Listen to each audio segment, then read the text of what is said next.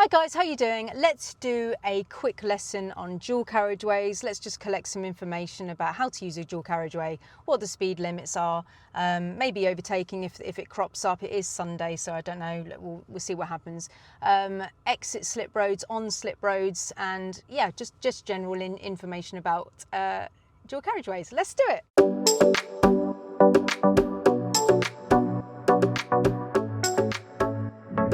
Okay guys, so let's do a dual carriageway. So a dual carriageway is a road where there is something in the middle that separates you and the oncoming traffic.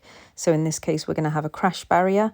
It can be grass or anything that's like physical that separates you from oncoming traffic, not just a white line in the road, basically. So when you've got that official separation with a crash barrier or grass, it means you can do 10 miles an hour extra on the national speed limit sign, which is the white one with the black slash, which I'll show you in a minute, which means that we can do a top speed of 70 miles per hour.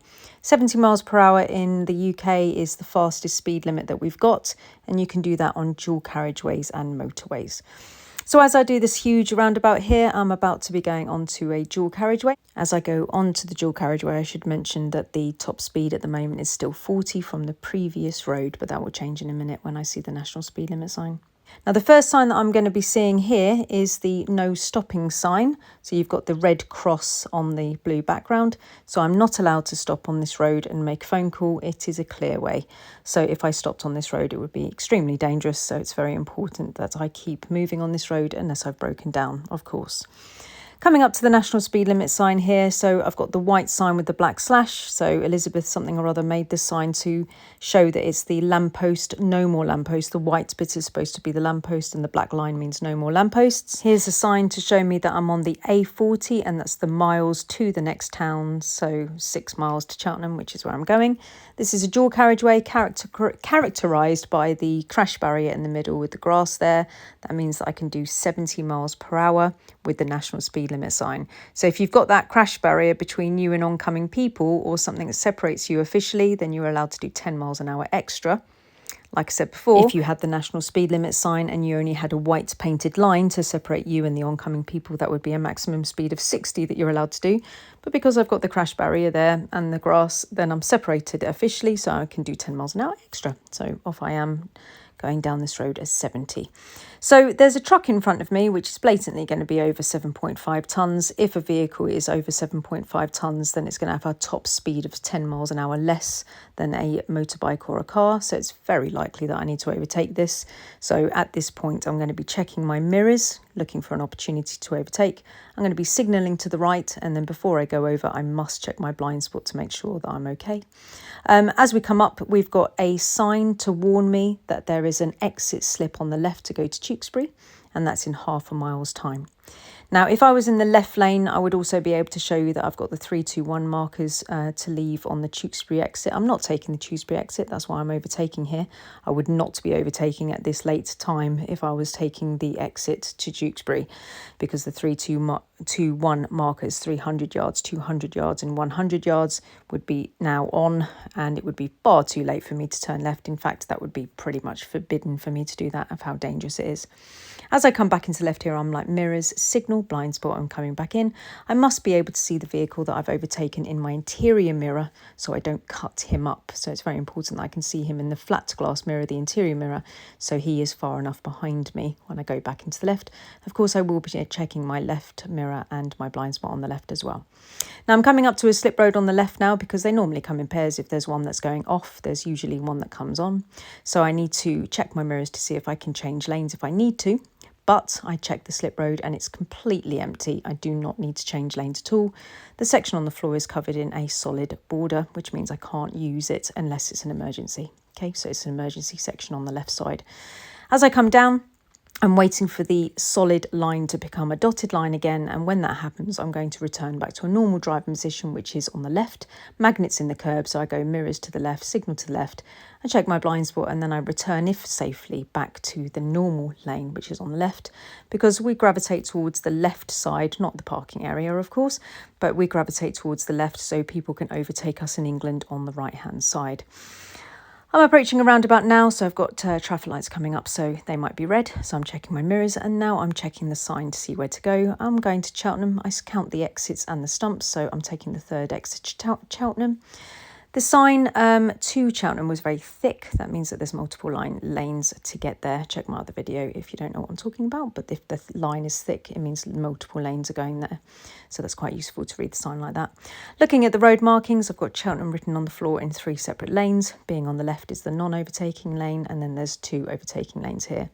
Now that I've chosen the correct lane for me, I'm going to follow the lane line on the right, never crossing the lane line on the right because this is a spiral roundabout. Following the lane line on the right, it will become my new lane line in the new road. Never crossing the lane line on the right, following to Cheltenham. Constantly reassuring myself with the road markings that it said Cheltenham all the way through, following the lane line on the right. As I come up to the next junction up ahead, I'm still in the non-overtaking lane. There are 2 overtaking lanes here, so the middle one and the right one. If you are driving without overtaking, you must be on the left. If you're overtaking, you overtake, and then you come back to the left lane again afterwards.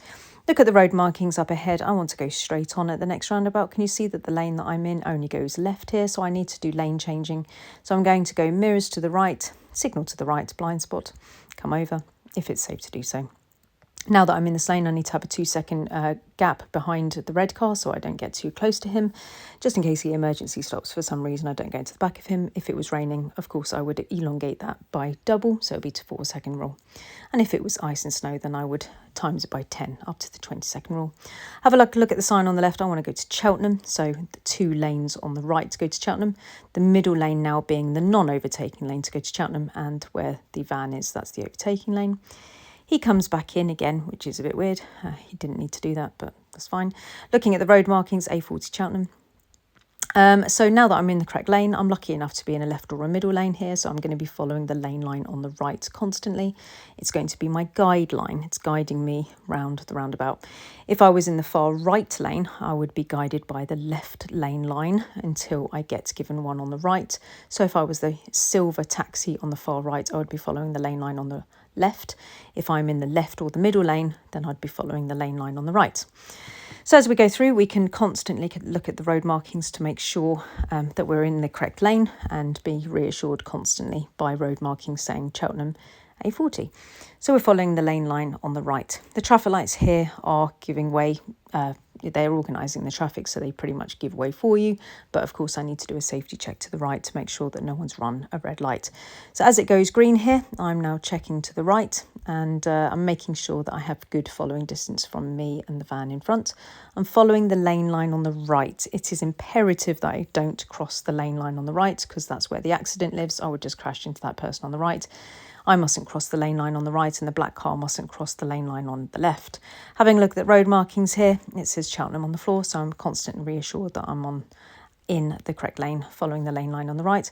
The line now turns into a connector, which is a small dot. I follow that as well without crossing it, and I follow it down until it takes me down into the middle lane, as you can see, and I can be constantly reassured by road markings and signs as I go round.